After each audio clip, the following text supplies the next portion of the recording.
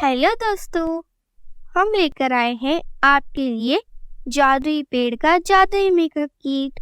तो आइए दोस्तों, देखते हैं आज की ये कहानी। रीमा अपने माता पिता के एक लौती लड़की थी। उसने अपना कॉलेज खत्म कर दिया था। वो एक ब्यूटिशियन का कोर्स कर रही थी। रीमा दिखने में कुछ खास नहीं थी। उसका रंग काला और बाल कर्ली थे। वो बड़ी ही नेक स्वभाव की थी।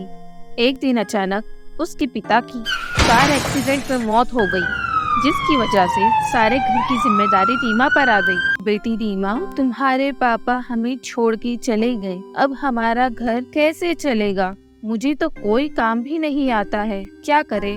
रीमा की माँ रीमा से बात करती है। कुछ दिनों में रीमा की माँ की तबीयत भी खराब हो जाती है। जो कुछ भी सेविंग घर में जमा थी वो दवा और घर खर्च में खत्म हो जाते हैं। तभी रीमा कहती है, माँ, तुम कह रही थी ना कि घर कैसे चलेगा, मैं चलाऊंगी घर। पर रीमा, कैसे करूँगी बेटा तुम ये सब? माँ, अभी मैं सोच ही रही थी कि शादियों का सीजन शुरू होने वाला है ना, क्यों ना मैं एक पार्लर खोल लूं। मेरा तो काफी अच्छा कोर्स हो गया है, जिससे हम अच्छी कमाई कर पाएगी। हाँ बेटी रीमा, विचार अच्छा है, मगर पार्लर खोलने के लिए पैसे चाहिए होंगे ना। पर घर में एक पैसा भी नहीं है, कैसे करेंगे ये सब? तभी रीमा सोच में पड़ जाती है और हिसाब लगाने लगती है कि कितना खर्च आएगा। फिर वो अपनी माँ से कहती है, माँ, पार्लर खोलने में कम से कम मुझे 10,000 रुपयों की जरूरत होगी। अरे बाप रे! रीमा की माँ परेशान हो जाती है और सोच कर ये कहती है, कहाँ से आएंगे इतने सारे पैसे बेटी? तभी रीमा को याद आता है कि उसके पिता ने उसके नाम पर एक एफडी खोल रखी थी। वो अपनी माँ से कहती है, माँ, तुम्हें याद है पापा ने मेरे नाम पर एक एफडी खोली थी? हाँ, उन्होंने कहा था जब भी रीमा को पैसों की जरूरत हो निकाल लेंगी। तो बस फिर काम हो गया माँ। रीमा बैंक से पैसे ले आती है और एक बहुत ही अच्छी जगह पार्लर का शॉप खोल देती है। उसके पास गांव के बहुत से लोग आना शुरू हो जाते हैं। उसका घर जैसे तैसे चलना शुरू हो जाता है। एक दिन रीमा अपनी माँ से कहती है, माँ, अपना घर तो जैसे तैसे चलना शुरू हो गया है, पर मुझे ये डर है कि मैं जैसे सोच रही हूँ अगर वैसे ना हुआ तो बहुत बुरा हो जाएगा। शादियों के सीजन में मेरे पास ज्यादा से ज्यादा कस्टमर्स आना चाहिए। सारा मेकअप का सामान खराब हो जाएगा और हम फिर से भूखे मरेंगे। तभी दोनों माँ बेटी बहुत परेशान होती है। कुछ दिन बाद शादियों का सीजन शुरू हो जाता है। रीमा बड़ी उत्साह से पार्लर पर जाती है, मगर उसके पास दुल्हन का मेकअप करने कोई नहीं आता। एक रोज रीमा के पड़ोस में शादी होती है। रीमा उनसे कहती है, आप फिक्र न करें आंटी जी, मैं अंजू का मेकअप करूंगी, उसे ऐसा सजाऊंगी कि लोग उसे ही देखते रह जाएंगे। तभी अंजू की माँ रीमा से कहती है, देखो रीमा, तुम अंजू की ना बचपन की सहेली हो, इसलिए कुछ नहीं बोल रही हूँ, पर तुम अंजू का नहीं मेकअप करोगी और उसे सजाओगी भी नहीं। बस। आंटी, क्यों आंटी? तुमने कभी खुद को देखा है कितनी काली हो? तुम खुद को गोरा नहीं कर सकती और मेरी बेटी को क्या खूबसूरत बनाऊंगी। इसलिए तो गांव के लोग तुम्हारे पास नहीं आते हैं मेकअप करने।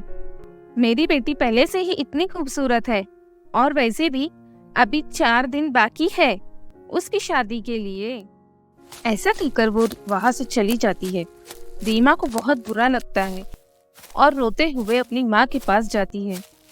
उसकी माँ सोई हुई होती है, तो वो जंगल की तरफ चली जाती है और एक पेड़ के नीचे बैठ जाती है और रोने लगती है। तभी उसे आवाज आती है, कौन है? कौन रो रहा है? रीमा यहाँ वहां देखने लगती है, कोई नहीं दिखाई देता। फिर से उसे आवाज आती है, कौन हो तुम? क्यों रो रही हो? तभी रीमा डर जाती है और कहती है, कौन कौन है? सामने आओ मेरे। मैं तुम्हारे पास ही तो हूँ, तुम मुझे ऊपर देखो। रीमा जैसे ही ऊपर देखती है वो कहती है, अरे तुम तो एक पेड़ हो, तुम कैसे बोल रहे हो? मैं कोई साधारण पेड़ नहीं हूँ, मैं एक जादुई पेड़ हूँ। तुम बताओ, तुम क्यों रो रही हो और यहाँ क्या कर रही हो? मेरे पिताजी इस दुनिया में नहीं है और माँ भी बीमार रहती है। मैंने एक पार्लर खोला है पर मेरे पास कोई भी कस्टमर नहीं आते। वो कहते हैं कि तुम काली हो, बदसूरत हो, इसलिए मैं यहाँ आ गई। रीमा उस पेड़ को अपनी सारी कहानी बताती है कि किस तरह लोग उसके पास मेकअप करने के लिए नहीं आते हैं। तो मेरा काम करोगी? तभी रीमा कहती है, जी कहिए। पेड़ रीमा से कहता है, मेरे जड़ें कमजोर हो रही है, क्या तू इसमें पानी डालोगी? वो सामने नदी है। हाँ मैं डालती हूँ। रीमा नदी से पानी लाकर उस पेड़ की जड़ों में डाल देती है। वो पेड़ और खूबसूरत हो जाता है। पेड़ रीमा से कहता है, बहुत बहुत धन्यवाद तुम्हारा प्यारी लड़की, तुमने मेरी मदद की। अब मैं तुम्हारी मदद करूँगा। कैसे मदद कैसे करोगी तुम? रीमा पेड़ से कह ही रही थी, तभी पेड़ से एक रोशनी आती है जिससे रीमा बहुत ही खूबसूरत बन जाती है और एक मेकअप किट होता है जो दिखने में बहुत ही सुंदर होता है। फिर पेड़ रीमा से कहता है, ये देखो, ये एक जादुई मेकअप किट है। जैसे ही तुम इस मेकअप किट से मेकअप करोगी, इसके जादू से वह खूबसूरत लगेगी। रीमा पेड़ का धन्यवाद करके वहां से चली जाती है। अपने घर जाकर आईने में खुद को देखती है। वो एक बहुत ही खूबसूरत नजर आती है। वह मेकअप किट अपने पार्लर में ले जाती है। उसे देख वहाँ एक दुल्हन अपना मेकअप करने आती है। रीमा जैसे ही उसका मेकअप करती है, वह लड़की बहुत ही सुंदर दुल्हन दिखने लगती है। ऐसा देख गांव के सभी लोग रीमा के पास मेकअप करने के लिए आते हैं और रीमा उन सबका मेकअप करती है। अंजू की माँ भी उसे देखती है, तब अंजू की माँ भी अंजू को उसी के पास लेकर आती है और रीमा से माफी मांगती है और रीमा उसका खुशी खुशी मेकअप करती है। सरला एक बहुत ही दयालु थी। वो अपने छोटे से बेटे के साथ रहा करती थी। पति के देहांत के बाद उसे ही घर चलाना पड़ता था। वो रोजाना सब्जी बेचकर गुजारा करती थी। वो गांव में सबसे प्यार से रहा करती थी। गांव के सभी लोग उससे खुश रहा करते थे। वो सब्जी बेचने गांव के घर घर जाती थी। एक दिन सरला के बेटे की तबीयत खराब हो जाती है। अरे मुन्ना, तुझे तो बहुत बुखार है। चल मेरे प्यारे मुन्ना, मैं तुझे अस्पताल ले जाती हूँ। सरला मुन्ना को अस्पताल ले जाती है। डॉक्टर से बात करती है। डॉक्टर साहब देखिए ना, मेरे मुन्ने को बहुत तेज बुखार हुआ है, आप इसे देखिए। 1 मिनट, आप इसे टेबल पर डालिए, मैं देखता हूँ। डॉक्टर मुन्ना को चेक करने लगता है। देखिए, आपके मुन्ने को बहुत तेज बुखार है। मैं दवाई लिख देता हूँ, आप उसे पिला दीजिए और ये कुछ टेस्ट है, ये करवा लीजिए। ठीक है डॉक्टर साहब। सरला मुन्ने को ले जाती है। घर जाकर दवाई देती है और डॉक्टर ने जो टेस्ट करने को कहा था वो करवा लेती है। 2-3 दिन बाद वो रिपोर्ट ले जाकर डॉक्टर को बताती है।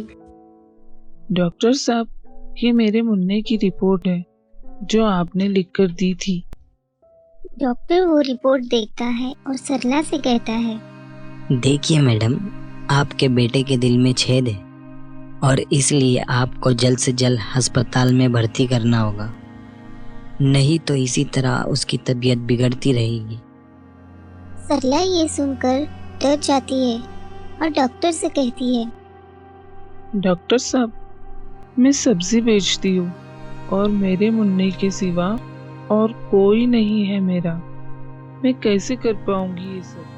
देखिए मैडम, आपको भर्ती तो करना ही होगा।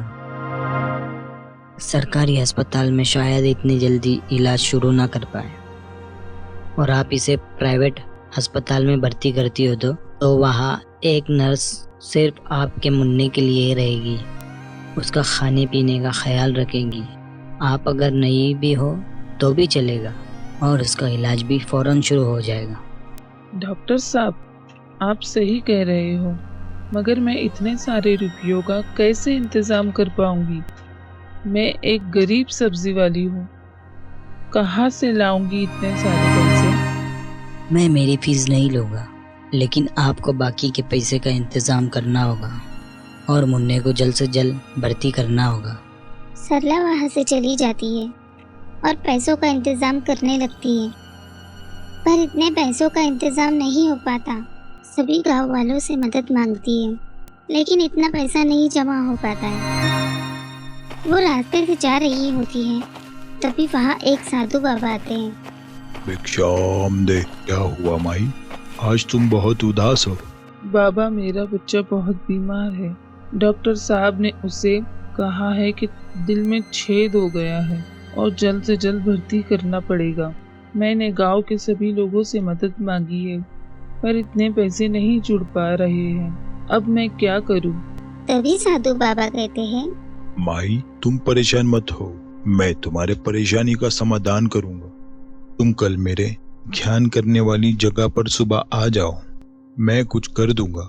सरला बहुत खुश होती है और अपने घर जाती है। रात को बेसब्री से सुबह का इंतजार करती है और सुबह सुबह साधु बाबा की गुफा में पहुंच जाते हैं। बाबा ध्यान में होते हैं।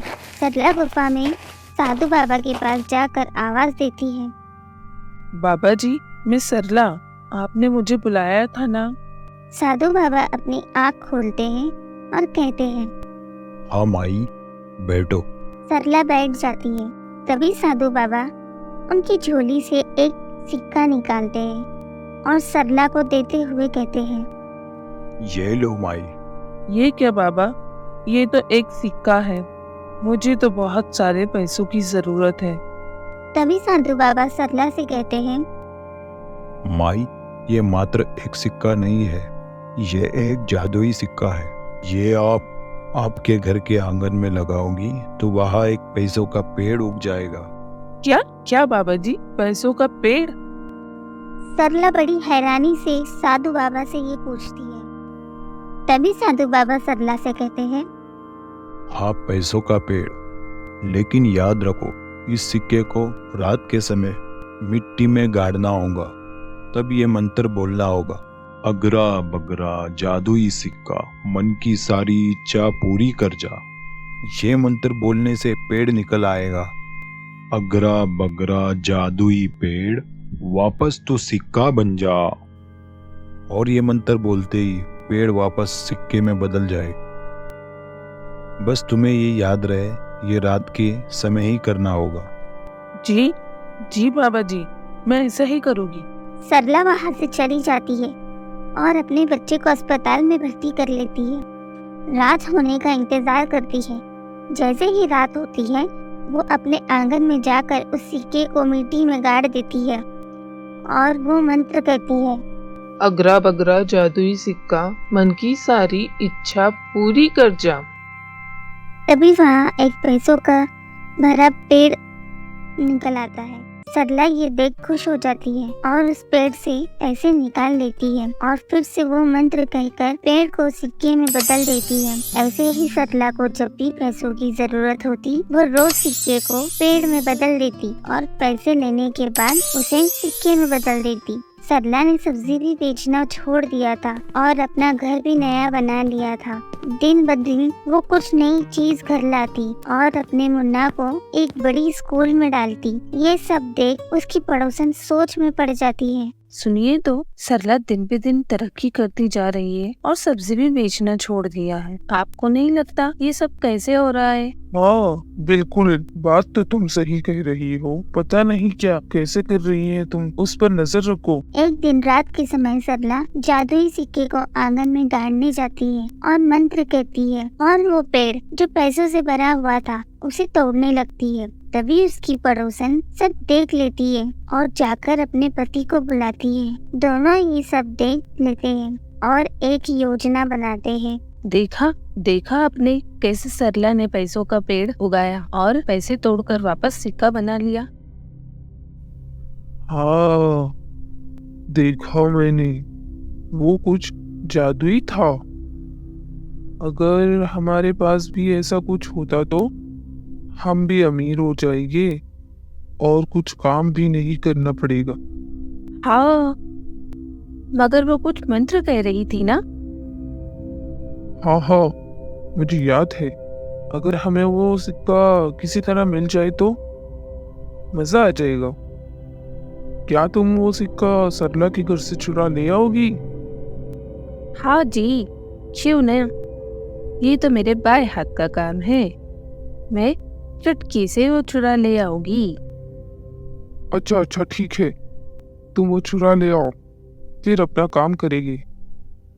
सरला की पड़ोसन अगले दिन सरला के घर जाती है और उससे यहाँ वहाँ की बातें करती है। तभी उसकी नजर मंदिर में जाती है। वहाँ सिक्का भी रखा हुआ था जो पड़ोसन को चुराना था।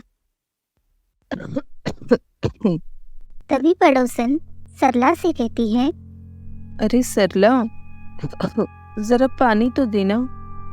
हाँ, ले आती हूँ। सरला की पड़ोसन वो सिक्का वहाँ से चुरा ले आती है और वहाँ से भाग जाती है। घर पहुंचकर अपने पति को देती है। रात होने का इंतजार करती है। जैसे ही रात होती है, दोनों अपने आंगन में आते हैं ये हो गया जी, अभी मंत्र बोलिए आप। और सिक्के को गाड़ते हैं। हाँ, क्या था वो मंत्र? पड़ोसन का पति थोड़ा हैरान हो जाता है और सोच में पड़ जाता है। काफी देर सोचने के बाद कहता है, अरे भाई, क्या था वो? अगरा बगरा सिक्का जादुई, इच्छा मन की सारी पूरी कर जा। तभी वहाँ एक पेड़ निकल आता है और उस पर पैसे का नहीं बल्कि एक चप्पलों का पेड़ उगाता है। वो दोनों बहुत चौंक जाते हैं। तभी सारी चप्पलें एक एक करके दोनों के सर पर लगने लगती हैं और वो डर के घर में भाग जाते हैं और बहुत रोने लगते हैं। अगले दिन पड़ोसन वो सिक्का लेकर सरला के घर जाती है और उसे वो सिक्का लौटाते हुए कहती है, हमें माफ कर दो सरला, हमने तुम्हारा ये सिक्का चुराया था, पर हमें इससे पैसे नहीं बल्कि चप्पलें मिली और हमें सीख मिली है किसी की चीज चुराने से सिर्फ अपना ही नुकसान होता है। चोरी करना बुरी बात है, मगर तुमने इस पर माफी मांगी है, मैं तुम्हें माफ कर देती हूँ। तो दोस्तों, कैसी लगी आपको हमारी ये कहानी? अच्छी लगी हो तो वीडियो को लाइक करें, चैनल को सब्सक्राइब करें और वीडियो को शेयर भी करें। Bye, thanks for watching.